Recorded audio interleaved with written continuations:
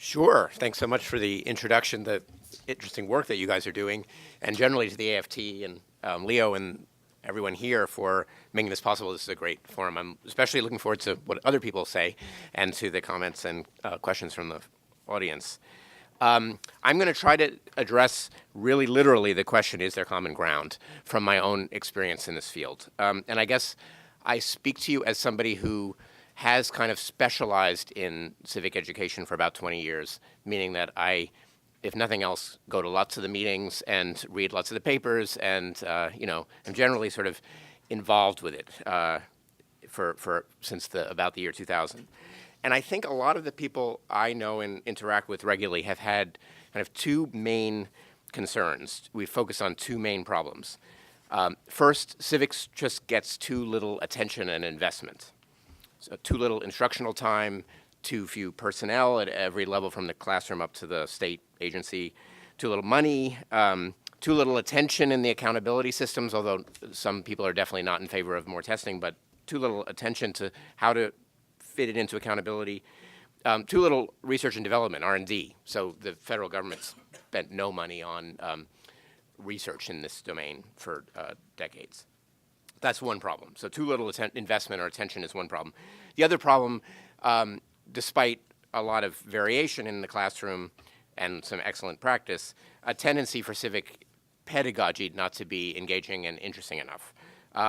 And so a lot of attention has in my little field has been paid to helping teachers or encouraging teachers, supporting teachers to teach in a more engaging way.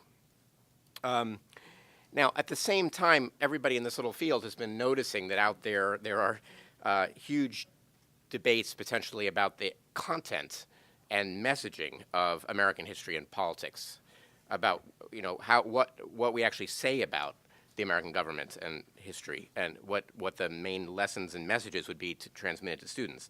So before all this, so I've gotten to this, but not much before, was the eruption of the National History Standards controversy in 1994, but it's always going on, and you would expect it to, because after all, civics is related. It says so in the blurb for this conference, for this meeting today. Civics is related to politics in deep ways, and you would expect in a pluralist society for there to be debates about those matters. I think in our little world we have tended to stay clear of that, and I'm going to give you some evidence that we have in a minute. But I think we've tended to stay clear of that for a couple reasons.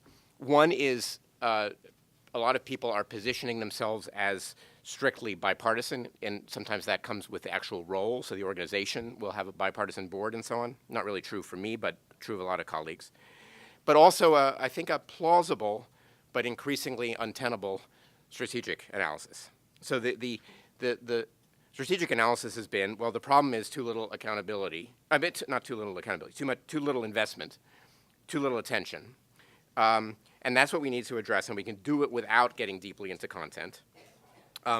As long as schools are just paying too little attention to this topic, period, the debates about content and messaging are a little fruitless anyway, because you're not really talking about something that kids are experiencing. Once we could get schools and states and the federal government to pay more attention to civics, we could have a more fruitful debate then about what the kids should actually learn.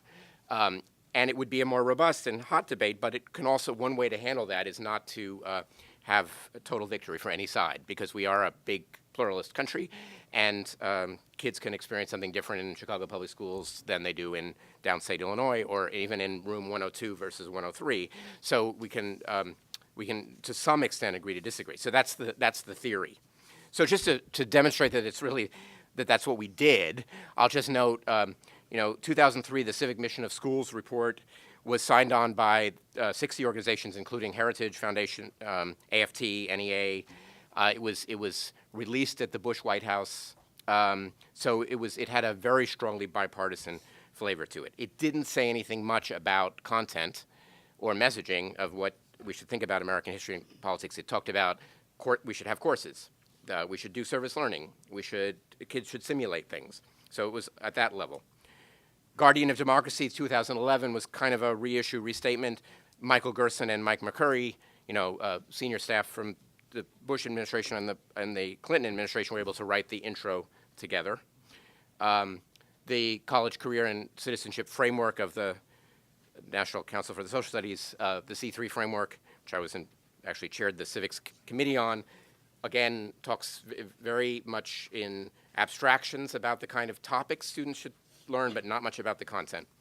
And if you look at the AFT is very generous to print this for you all. If you look at this, I think this is the most recent sort of statement, which I'm a co-author of with only one other author.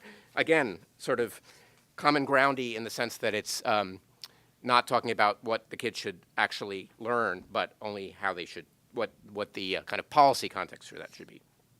I think that on the whole, I might be wrong, but I think that on the whole, the explicit critiques of that have come from the right, not the left. So Chester Finn gave us a C- for the Civic Mission of Schools report because it didn't talk about patriotism and capitalism and the excellence of the American Constitution.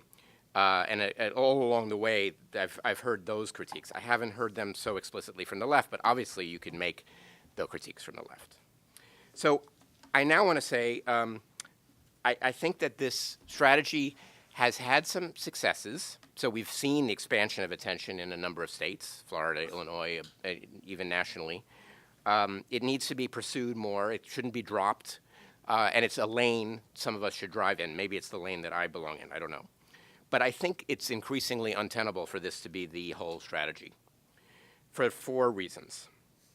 One, it means that the consequential decisions about how American politics are presented are being made by textbook publishers and state school boards. And we're not really influencing it much. And we're not even really spending a lot of time critically assessing it.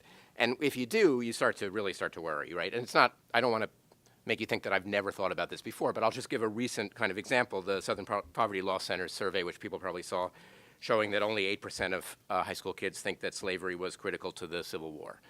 And many more thought it had something to do with taxes, the tax revolt. Now, I'm not the kind of person who takes a survey results about public ignorance and says, we must teach it. We must teach this thing in schools, because you can do that all day. Our friends in the STEM world have lots and lots of statistics. Only 51% of high school graduates know that electrons are smaller than atoms. 55% think that antibiotics kill viruses, and you can do this all day, and lots of these things are taught and tested, and time is spent on them. So I don't want to say that just because the Southern Poverty Law Center found that 8% of kids think that slavery was critical to the Civil War, that therefore none of those kids studied that. But you would want to look at it, and I do think that if you looked at it, you would not find that race and slavery were central to the history curricula. So that's the first point. The second point is, if you do have a strong view of the content, I think it's pretty reasonable. This makes me uncomfortable to say this, but I think it's pretty reasonable to look at people like me and say that I'm implicitly part of the problem, right? So I'm saying we need more civics, and that means we need more time in classrooms in states like Illinois and Florida and Massachusetts, where we just passed a law. But if you say, for example, American schools have failed to address white supremacy, I'm just saying more of what we've been doing. Likewise, if you say we've forgotten to teach youth to revere the American founding, I'm not helping you, right? I'm just replicating what we're doing. Now, I have more complicated feelings about these matters than that, but I think that we need to recognize that the effort to find common ground around just space in the curriculum and resources is implicitly an endorsement of whatever's going on. And so if we don't endorse what's going on, we need to say so. Third, the field is disproportionately white and older and upper middle class professional. I'm gonna quote Joe. I hope you weren't going to say exactly the same thing. You have many other things to say. So Joe wrote a great recent piece where he says, it's the strangest thing to be at a large civic education conference, policy meeting, or gathering of advocates where folks are discussing the systematic marginalization of people living in poverty, of black and brown people, and of young people, and the potential of civic education to fix that, but not have more than 1 or 2 people around the table from those demographics. So I'm quoting Joe. Now, I completely agree with that. I mean, that's absolutely a central problem, but I would push it deeper, and maybe you did too in your piece. I mean, I think even more profoundly, the kind of meetings that we're talking about are meetings that are set up by the civic education groups to advance a civic education agenda. So necessarily, they're sort of funded by foundation grants. They're held in places like this room, or the last time we saw each other was at Facebook. And so these are professional meetings. So you can hold those meetings accountable for racial diversity, and should, but they're not going to be populated by large numbers of regular people, of kids, of teachers, of working people in communities, because they're not that kind of meeting. And in fact, if you invite some, you're just inviting them. You're driving it. You're making the decision about who comes. So what we don't have is a kind of grassroots. We don't get invited to meetings, and they don't have to invite us if they don't want to. But there aren't meetings in which people are demanding civics, and it's coming out of the community, right?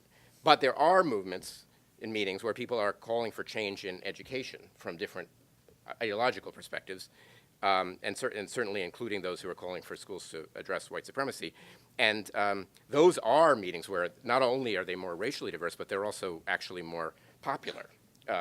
And there's a disconnect between, and the reason is because the kind of, if the presenting issue is we don't have enough time spent on civics, you're just not going to get a whole bunch of people to show up on their own volition. About a minute.